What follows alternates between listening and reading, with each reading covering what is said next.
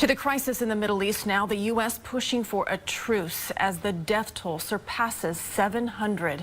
In Gaza, people left to sift through the ruins of this home demolished in an Israeli airstrike. And with bombs and rockets still going off, the FAA is extending their travel ban through tomorrow. CBS 2's Jessica Schneider has more.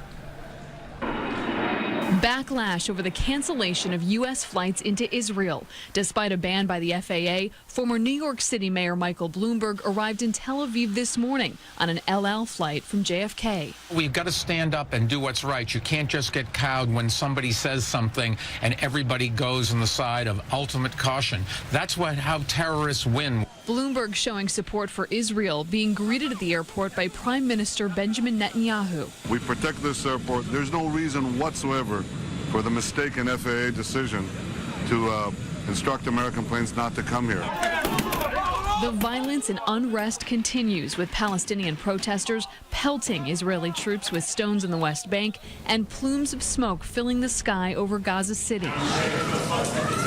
Israeli supporters in Stamford, Connecticut and the Upper West Side prayed for a stop to the violence. We mourn for everybody, because every soldier is our son in Israel. Stephen Block's son is on the front lines in Gaza fighting with the Israeli Defense Forces. 1 week ago, his son turned off his phone because of a military mandate and hasn't contacted his family since. No, I have not heard from my son Stanley or my nephew Philip. And if you see me here every day, that's a good sign.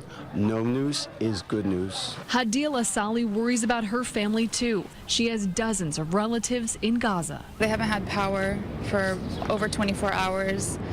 They don't have water. A lot of people are either living off of donated or bottled water. There's no food.